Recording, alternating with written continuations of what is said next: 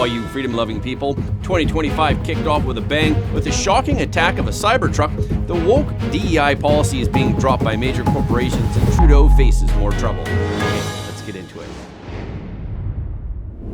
On the first day of the new year, at least 15 people were killed and dozens injured in a massive attack in New Orleans when a truck plowed into a crowd at high speeds. The FBI identified the suspect as 42-year-old Texas resident Shamsuddin Jabbar. An ISIS flag was discovered in the Ford pickup truck that he was driving.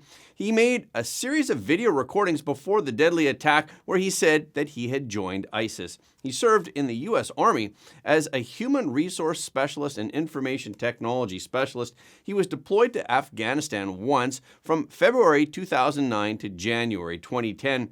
He was killed in the firefight with police following the attack. Investigators are still trying to determine if anyone other than the suspect was involved. Althea Duncan, an assistant special agent in charge of the FBI's New Orleans field office, said that investigators do not believe Jabbar was solely responsible for the attack. President Biden said that no one should jump to conclusions. On the same day, a Tesla Cybertruck exploded outside the Trump International Hotel in Las Vegas, resulting in 1 death and 7 injuries. Las Vegas Metropolitan Police Department Sheriff Kevin McMahill told a press conference that the blast left the occupant of the truck dead and 7 people with minor injuries. McMahill identified the deceased suspect as Matthew Livelsberger, whom he described as an Army Special Forces Green Beret. McMahill said that he does not yet have 100% confirmation that the body, which was burned beyond recognition, is Livelsberger's due to the condition of the corpse. McMahill said other recovered documents, including credit cards and ID, are associated with Livelsberger. The sheriff said that a handgun was found inside the truck and that the suspect had sustained a gunshot wound to the head prior to the detonation, further complicating positive identification. McMahill said that full final confirmation of the body's identity is pending DNA tests. Elon Musk said that it was an act of terrorism. The vehicle had been rented through the Turo app. This is the same platform that was used to rent the pickup truck that was used in the deadly attack in New Orleans. Elon Musk stated that the explosion was unrelated to the vehicle's design or function, but he does believe the 2 incidents may be connected. Musk said they are likely to be acts of terrorism. Musk also said in a post, "We have now confirmed that the explosion was caused by very large fireworks or a bomb carried in the bed of the rented Cybertruck and is unrelated to the vehicle itself." Gateway Pundit reported that the perpetrator behind the shocking Cybertruck bombing at Trump Tower in Las Vegas was identified as 37-year-old Matthew Livelsberger of Colorado Springs, Colorado. Senior law enforcement sources confirmed that Livelsberger was the driver of the Cybertruck used in the attack. Authorities believe the blast was triggered by a detonation system that was controlled by Livelsberger, who died in the attack. After President Trump won the presidential election, Musk has spent most of his time living in a house in Mar-a-Lago that charges $2,000 a night, giving him easy access to President Trump. Musk lives in a house called Banyan. It's just a few hundred feet from the main Mar-a-Lago building. This allows Musk to meet President Trump and have dinner with him whenever he wants. Musk's rival, e-commerce giant Jeff Bezos, recently had dinner with President Trump, and Musk was the guest of honor. On the last day of 2024, Musk and President Trump danced the iconic Trump dance together. Now that President Trump will return to the White House, it's time to consider your retirement and portfolio. The Wall Street Journal said gold will outperform stocks in 2025. President Trump threatened BRICS countries with 100% tariffs as they move away from the U.S. dollar. Since 2022, gold has surged 40%, and after the U.S. seized Russia's assets, that was a wake-up call for central banks around the globe to diversify their reserves away from the dollar and into gold. Goldman Sachs has warned the S&P will generate paltry returns over the next decade. At the same time, Goldman Sachs said that President Trump's presidency will light a fire under gold, pushing it to $31.50 an ounce. The threat of stagflation, our national debt, tariffs, and global de-dollarization will ignite gold prices as President Trump takes office. Isn't it time to protect your retirement with gold or place a bullish bet on silver? The time is now to call the proud Americans of the Patriot Gold Group. Call them today today before it's too late and tell them the front page with Scott Goulet sent you, and you'll always get the best in class service from Patriots, protecting Patriots. The Patriot Gold Group has the no fee for life IRA, where your IRA or 401k can be in physical gold and silver, and you may be eligible for the no fee for life IRA on qualifying rollovers. So call the toll-free number, call 888-857-0495 and get a free investor guide today, or click the link in the description below to visit the website, and you can also scan the QR code. Patriot Gold Group is Consumer Affairs top-rated gold IRA dealer 7 years in a row. Again, call 888-857-0495. That's 888-857-0495. Elon Musk and President Trump have been in the media spotlight together quite often over the past few months, but since the end of the year when Musk criticized a spending deal that was proposed by Republicans, there have been a few days when the two of them were suddenly noticed to be not in the same frame. Speculation began to mount about whether there was a rift between these two most famous, visible celebrities. Because at the same time, Musk was at odds with the hardline members of MAGA over the H-1B policy. But President Trump then posted a private letter that he sent to Elon Musk on Truth Social on December 27th, indicating that he and Musk are still close. President Trump asked, "Where are you? When are you coming to the center of the universe, Mar-a-Lago? Bill Gates asked to come tonight. We miss you and X." Apparently, it was a private message sent by President Trump to Musk.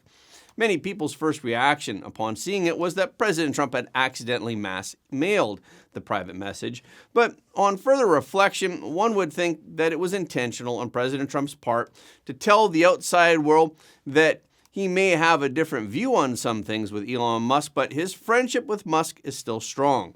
The H-1B work visa is a special visa for skilled professionals that allows them to work in the United States. The controversy started when President Trump nominated Sriram Krishnan, an Indian-origin tech entrepreneur, as a senior advisor in artificial intelligence. The appointment upset Laura Loomer, who is a representative of the MAGA movement. Loomer first took to social media to fire a shot at Krishnan's former support for relaxing the cap on green card issuance in order to make it easier for tech workers to become U.S. immigrants. She said that this runs counter to the policies that President Trump has promoted. Some people in the far right advocate a hard line on immigration. They claim that the large number of Indian origin engineers are third world invaders, but Silicon Valley tycoons say that the U.S. needs skilled immigrants, and they criticize American culture as mediocre. This is why there is a lack of exceptional talent. Musk, for his pointed out in his post that there is a constant shortage of good engineers in the U.S., and this is limiting the growth of Silicon Valley. He also says that the U.S. will lose the tech race without more highly skilled immigrants. Vivek Ramaswamy, who is of Indian descent, also joined the fray on X. He said that Silicon Valley's tech industry needs to hire foreign skilled labor because American culture has long prized mediocrity over excellence, and American culture is unable to nurture good engineers.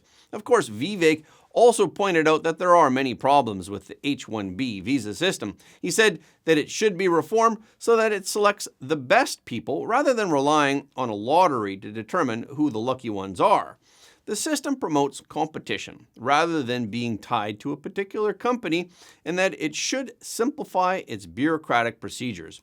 The United States issues up to about 85,000 H-1B visas each year. The U.S. Citizenship and Immigration Services counted more than 750,000 eligible H-1B petitions received in 2024.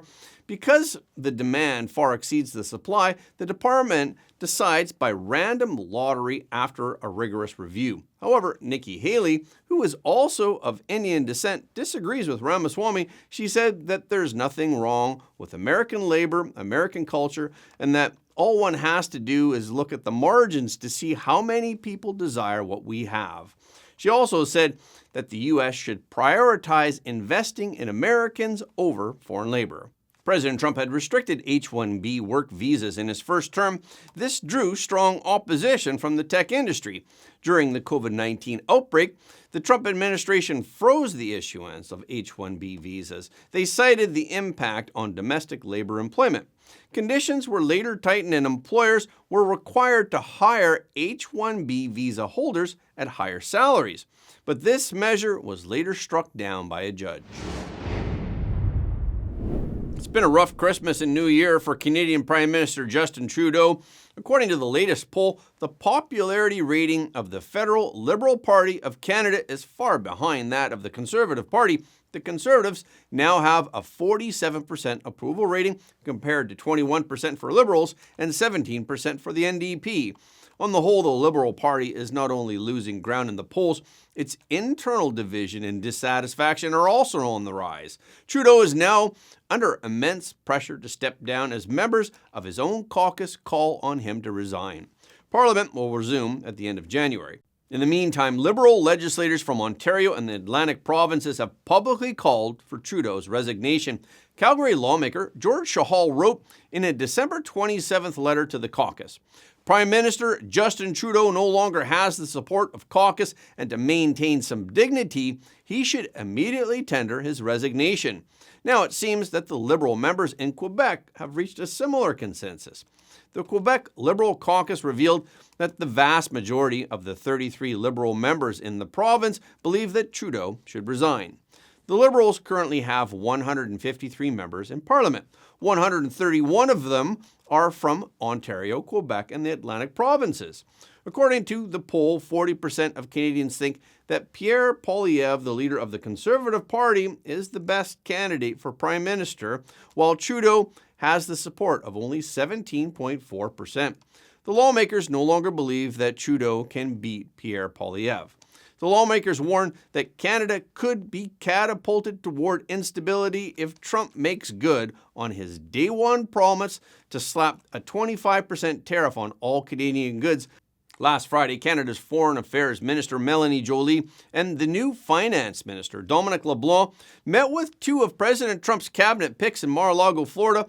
The topics discussed were Canada's efforts to improve border security and tariffs. After the meeting, the Office of the Treasurer of Canada issued a statement saying that the meeting was positive and productive.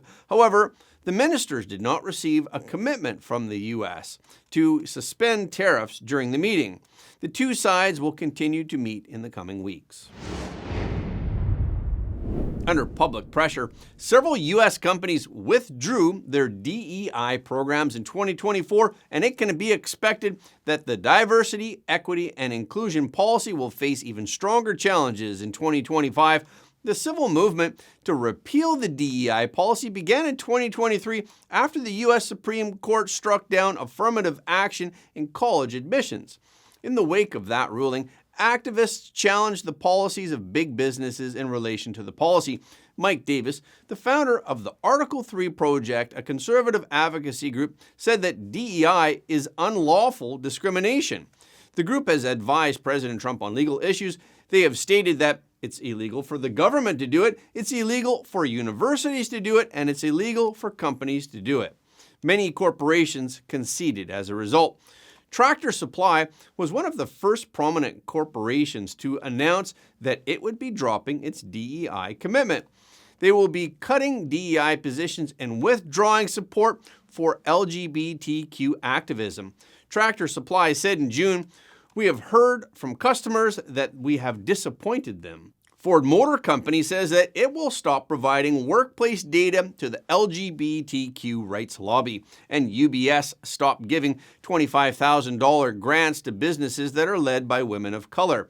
Walmart, in late November, became the largest major U.S. corporation to scale back its DEI efforts following JP Morgan Chase and Starbucks. One of the approaches taken by opponents of DEI is to pursue legal action. America First Legal, a conservative group founded by Trump advisor Stephen Miller, has filed 15 lawsuits since 2022 targeting Facebook and Instagram owner Meta platforms and diversity efforts by big companies like Amazon. Influencers have also played a big role in the anti-DEI movement. Tractor Supply is the one that gave in after being attacked by Robbie Starbuck on social media for weeks. Ford and a number of other companies soon followed suit. Robbie Starbuck said that Ford would stop working with human rights campaign organizations. Mike Davis said that the pendulum is swinging back and swinging back very hard against DEI. So President Trump's second administration is preparing to end DEI policies in dozens of government and commercial programs. Supporters of DEI programs are waiting for the Trump administration to take shape before deciding how to respond. Strategies being considered by DEI supporters include suing to support key projects or organizing against public protests.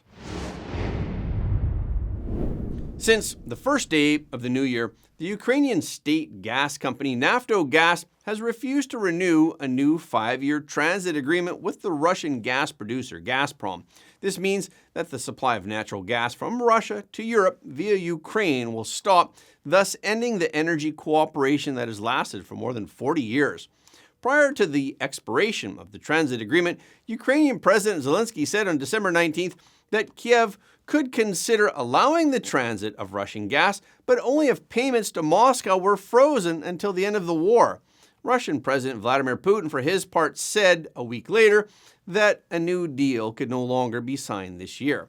In 2022, natural gas prices in the EU surged to record highs due to the loss of Russian supply. But Europe won't be affected too much by this new supply cutoff. This is because the EU has drastically reduced its reliance on Russian energy in the past few years. The EU has turned its attention to non-Russian energy suppliers such as Norway, the US, and Qatar. Russia's gas supply to Europe has fallen from 65 billion cubic meters per year in 2020 to less than 14 billion cubic meters per year in 2023. Its market share plummeted from 35% to 8%. Austria and Slovakia are the main users of transit gas from Ukraine. Austria is ready to receive supplies from other sources, and Slovakia ensures that supplies will not be affected by signing contracts with energy companies such as BP and NE. Then who will be affected? It may affect the Russian economy, and the Ukrainian economy will also be affected to a small extent. Last year, Russia's revenues from the sale of natural gas that was transported through Ukraine's pipelines amounted to about $5 billion. Ukraine's annual revenue from transit fees is between $800 million and $1 billion. And that's a wrap for this episode. Thank you so much for your support of Front Page. Please remember that every like, comment, and share helps more people to see the truth. If you haven't already, please subscribe. And if you have already subscribed, we thank you, but please double check to make sure that you're still subscribed, because some of our audience have reported that they're somehow unsubscribed without their knowledge. We've also heard that many of you don't get notifications of our videos anymore on YouTube. So when you do subscribe on YouTube, please make sure to tap the notification bell as well. Okay, this is our show for today. Thank you so much for tuning in. If you like what you heard today, please don't forget to like this video and share it with your friends and family, because everybody deserves to know the truth.